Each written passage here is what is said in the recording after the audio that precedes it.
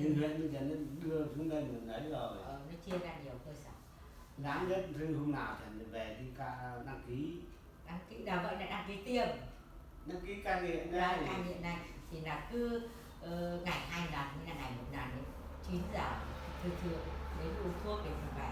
Thì là cái thằng nó làm, cái thằng truyền Khánh mình làm mẹ hôm đó mà bạn nó đi tìm.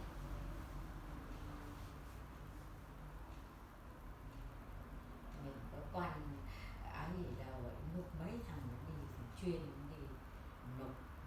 Khánh thì nộp 4 đến chết mình có đi đâu, mình bảo mình làm đây là hay làm chứ mình có quen chơi chung gì đâu. Nó sang nó uống nước tệ nó mới vậy thôi. Vậy 4 đến chết mình đi tiền là gì, mình quen biết thì đi tiền. Vậy lúc hôm bà chết nó lại đi với cái Hảo Sơn nữa, Hảo Sơn Hòa Xuân Ninh. Còn Tuân Tư thì Tư có chết thì mình cũng nói rồi, cũng biết rồi. Cái này bà Hứa có chết thì mình cũng biết. Đi quan đi đi tiền là vậy.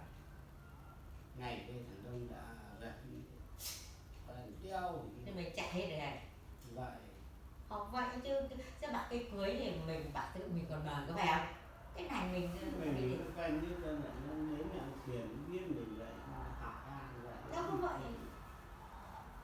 Nào mình đang ở chỗ ngàn đầu với vợ chồng thì tôi cũng bảo rồi mới có bầu ăn rồi.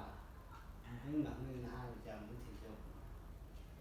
Đây chứ mình cứ bảo mình đi mình có cảm quan hệ rộng bạc bạc thì không Nhà công ty đâu những đồn cũng có lấy báo ngoài cơ sở không được đi đâu. Mấy thằng 5-6 thằng xã chạy đi. Đi không ngoại trú, không được xuất ngoại trú ở ngoài trong cơ sở trong xã mình đi. Nói đi không nhưng nó nản việc nó đã vậy. Nản luôn chứ chẳng lẽ nó ảnh vậy Kéo dài.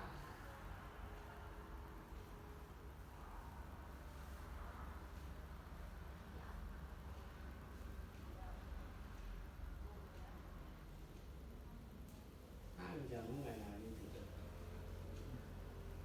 Nó hay cái con trai. Có con trai rồi. Không.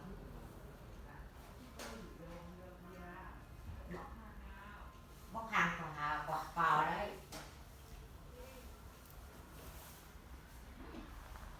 Hai ông bà ngồi chơi